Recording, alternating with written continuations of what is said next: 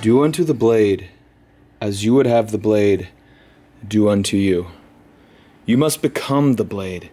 You and the blade are one. If you move, the blade moves. If the blade moves, you move. It's not just a blade.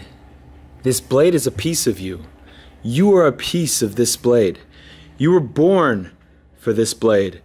And this blade was born in the fires for you. For the blade to fly true, your hand must be true. But for two to fly true, your soul must be true. I got an old injury. Tennis elbow? From football, though? Football elbow is what they call it. And the sun's in my eyes. Welcome to Off the Ranch. Yes, we have throwing knives, 2 different styles here, and they come in a nice little sheath that will go on your belt. Link in the description below if you'd like to get a skiff throwing knife, and Rob and I decided to make all the knives 25% off for a limited time. Link in the description below. Hey, old girl. Hey, what you doing? This is my 1990 ZR1 Corvette. It says Gallery Furniture on the back, and go Rockets go. After posting my last video, I actually found out that this car was owned by the owner of Gallery Furniture, which I kind of expected because it says Gallery Furniture on the back, but I didn't really know much about Gallery Furniture. Turns out it's a pretty big furniture store that is well known for the owner, who is dubbed Mattress Mac, making really goofy commercials in the Houston area for the last, like, couple decades. Win, win, win at Gallery Furniture. Everybody's a winner when you come to Gallery Furniture and save on furniture, big screen TVs, and stereo systems. And now with the Gallery Furniture Players Island Casino in Lake Charles super promotion, you'll be a guaranteed winner. Everybody's a winner at Players Casino in Lake Charles and Gallery Furniture. Gallery saves you money.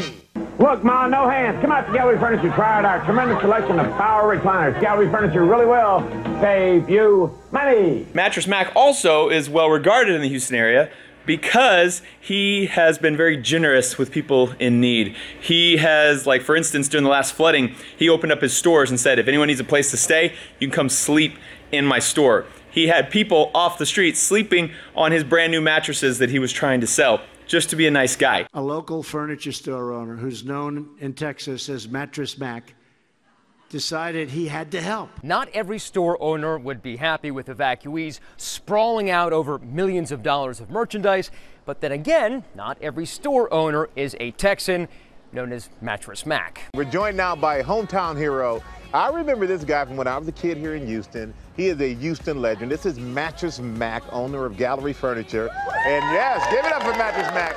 Like I said, he did so much to help so many victims of Hurricane Harvey, opening his store doors for evacuees who had nowhere else to go, and he hasn't stopped helping since the hurricane. I am now the owner of Mattress Mac of Gallery Furniture's old 1990 Corvette. So the story I have so far is that he got this car new, and then he kept it for a few years, and then when the Rockets won back in 1994, he wrapped it with Houston Rockets logo, Gallery Furniture on the back, and back-to-back world champs on the back here. And then he had it in some sort of sweepstakes or giveaway or something promoting his business, and he gave this car away. And the guy I bought it from was the original guy who won this car back in the mid-90s. As you can see, the car has not been on the road in 17 years. And apparently it was because it got some flood damage or something. Houston is well known for flooding, obviously. But it got some flood damage back like 17 years ago that made the owner, the winner of this car, decide, I'm not gonna fix it, and it has just kind of sat since then. They've kind of tried to do some things, but you can see it never drove on the streets, was never registered again. And so this car, which was a supercar back in 1990, has just sat in disrepair forever. A really long time. And it's still sitting in disrepair right now. But I've been looking at some stuff, and I found out some things. Check this out. How did that even... Probably the other owner, not me. This is the LT5 engine. This is what makes this ZR1 special. An all-aluminum block 4-cam 32-valve V8 engine. It's a crazy engine. Well, it was 30 years ago. It's still really cool and very iconic. The problem with mine is it was overheating in about 7 minutes. Also blowing tons of black smoke. So what we did, pulled all the spark plugs out, and then we put a little gauge on here on each one, and we were testing compression. Basically, I was worried that this thing might have a blown head gasket or a crack or something like that, where it was mixing water, oil, water, fuel, anything bad. I figured this probably had, since it, you know, what would make someone put a supercar away and not have it fixed for 17 years? So we checked every one, all the compression was good. The other problem it also has is blowing tons of like black, thick smoke, which is not good either. So what I realized, this thing has electric fans, they weren't coming on. Found some burned wires and was like, oh, there's a problem. Hooked the burnt wires back together, turned it on, and you could hear the fan going rah, rah, rah, rah. So the fan motor just burned up, and then that burned up the wire. So I'm sure with the water that got in there, screwed up that motor, burned up the wire, fan never came on again. The exhaust blowing all that black smoke, I'm hoping is just from old gasoline. I have no idea if anyone has tried to put any new gasoline in this thing in a while. I think some guy tried to start it like a couple years ago, I think, and I'm hoping that he tried to put gasoline in it a couple years ago. So at the very least, that gasoline is 2 years old. It may be 17 years old, or it might be 2-year-old gasoline mixed with some 17-year-old gas. I'm not sure, but it did run tons of black smoke. I'm hoping it's just bad gasoline.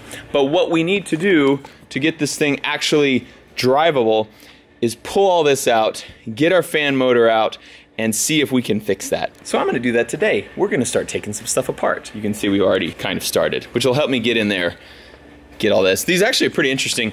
You can see right here, this is where all the air comes in. This is radiator right here, and you can't actually see the radiator here. It's covered in this big shroud, so the air sucks up in there and goes straight through our radiator. I think there's an oil cooler in there, and I think the AC condenser is also there. I think there's 3 basically radiators right there. We're gonna find out.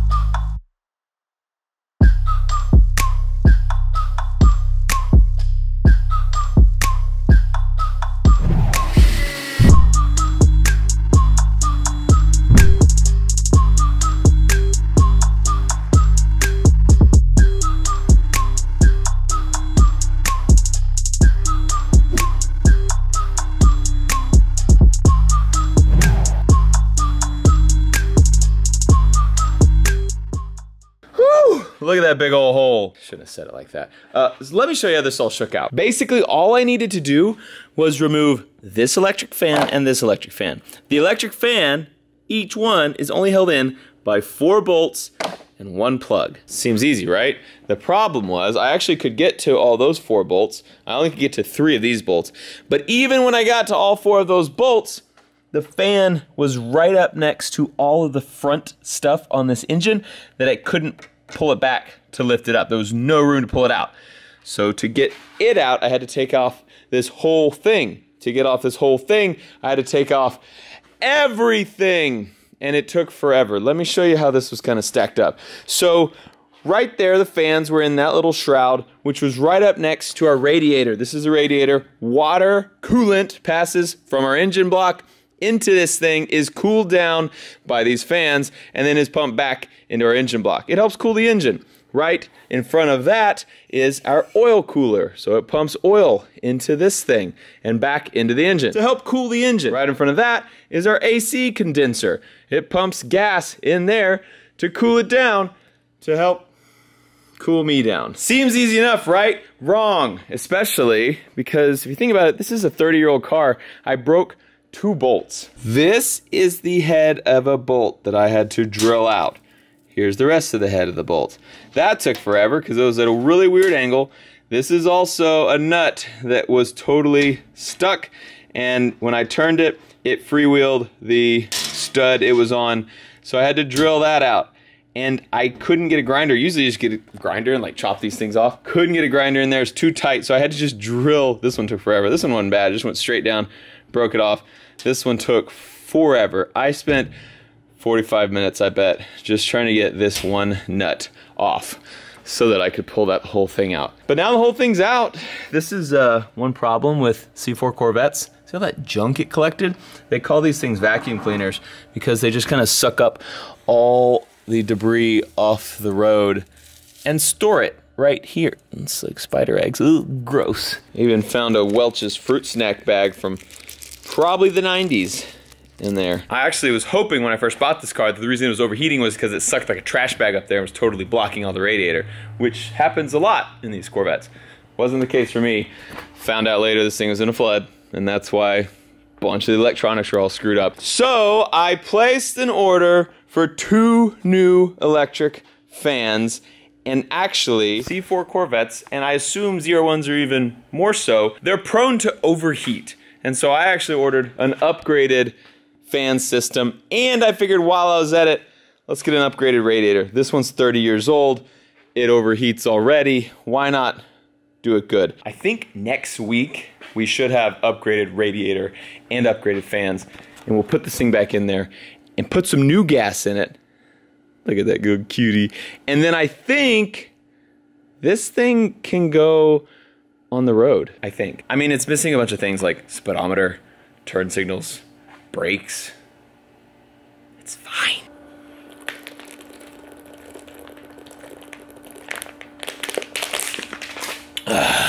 Practice for that beer mile. That's it for the engine bay for tonight. Just basically waiting on those parts to come in, then we'll put them back in and see if we can get this thing running. I have also been tearing apart interior stuff, kind of seeing what I want to fix, what I have to fix, what the car needs, that kind of stuff. You can tell we've torn out the carpet and the back deck in here. Just trying to figure out all the little electrical gremlins that this thing has because it's seen some water. The wiring for the most part is all good. This car is unmolested. What I mean by that is no one has come in here and modified it.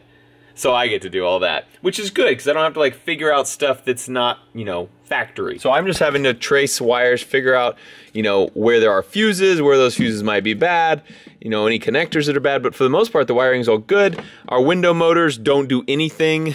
Pretty much all the little motors on this car are totally seized up. The headlight motors, the window motors, the power door locks, none of that stuff works, probably because it's sat in water. So I think we're just gonna have to go to each one of those things, replace the motor. I'm hoping that's all it is. Probably some fuses, some things like that. Probably little modules, and hopefully this thing will be back working. But I mean, even in the door in here, there's rust on that spring there. There's just a lot of water everywhere. The good thing about Corvettes though, is their body is not made of metal. It's all fiberglass. Fiberglass does not rust, which is nice. I mean, even in here, this is not metal. This is all fiberglass, which makes Corvettes very light, which is good for what we want to do in this car, which is go super fast, like probably 300 miles an hour or something. So I passed the question to you, Demolitia, my loves. What would you like to see us do with this car? I'm all ears. Let me tell you what I think we should do with this car. I want to keep the LT5 engine because for me, it is an iconic engine of this era of cars. It's a crazy engine. I feel like it would be doing a disservice to the ZR1 name to not have the ZR1 LT5 engine in there. But I am not opposed to doing some not stock stuff to this engine to get a lot more horsepower. I'm thinking a couple hundred more horsepower out of that engine should be pretty doable. I also, since this car is pretty messed up and not a beauty queen, I'm also not opposed to doing some other modifications to the car. I think new seats are in order. I think I'd like some race seats for this thing, something to give it a little more of a race car track feel rather than like a comfy leathery seat feel. I think these door panels, they obviously are trash and moldy, so we're gonna do something with them. We either can replace them with factory options, or we could just get like a little piece of aluminum and just put over the inside of it to give it a clean look, but more of a race car look is what I'm thinking. Gauges, we could go with, like, we need to redo these because these gauges are screwed up, probably because of water. We can just replace the whole thing and put stock gauges back in, or maybe we could build like a custom dash and put like, you know, some like custom gauges in. It could look cool. That'd be a lot more work than just replacing it with the original stock stuff. I'm kind of torn there because I think it would look better if it was all just like totally custom, but I don't know how to do that, and that would be a lot of work to learn and figure it out, so not sure there. Roll cage, 6 point, 4 point, like a half cage in here maybe? Something to add a little bit of safety, because I'd like to do some stuff in this car. I'd like to take it to a quarter mile, play with it a little bit, maybe do some road courses, and so it'd make me feel a little better and help stiffen up a little bit. And then I'm kind of getting ahead of myself because I haven't, you know, tested this car, but like I kind of want to do coilovers, kind of want to do new brakes, like upgraded brakes for this thing, maybe different wheels, although I really like the ZR1 wheels. So Demolitia, if you had a 1990 ZR1 Corvette with or without Rockets logos, what would you do to it? Comment below. And now, hear that? I don't know if you heard that. That was an Axis deer out in the pasture going, "Rawr!" They make crazy dinosaur noises. First time I heard it, totally freaked out. Now, I kind of want to talk about something sort of car related. I used this truck to move that Corvette, and I will use it to move all of our cars. So why don't we talk about it a little bit? We had a video a couple videos ago where we put a toolbox on the back of the truck, and I filled it up with a bunch of stuff that I thought I needed, and I asked you guys for help on what I'm missing. You had some great ideas, things that I had not thought of. One was a breaker bar, so got that. I also may put a little cheater pipe in there to kind of get a little extra leverage. Good idea, good thing to have. Another was a little portable pump. It's plugs into 12-volt power, and it's made for pumping up tires. So if you get a, you know, just a low tire, or you change the flat and your spare is low. And then also come-alongs. Super smart idea. And obviously these are all old. I had all these things already in my barn, just didn't think about them. So I'm gonna go put all these in my truck. Okay, got my stuff in my little tool bag there. Got my come-alongs in there. For those who don't know what a come-along is, it's just a way to move a ton of weight. Whether your truck gets stuck or you need to pull something over, or they're just super convenient and good to have. I have 2 of them because sometimes it's good to use one to pull pressure off so you can get the other one up and rotate them out. Okay, I'm actually gonna throw this light in here as well, and we're done. Thank you guys for your help with that thing. 2 other really good suggestions that I just haven't got yet: a fire extinguisher and a first aid kit. I think those are excellent. And I think after that, I've got it pretty dialed in on everything we need in there. Coming up next week, startup, first drive, hopefully, if everything goes according to plan. Thank you guys for watching. What are we gonna call this when we work on cars? Demo's Garage. Thanks for watching Demo's Garage. I love you, and I'll see you next time.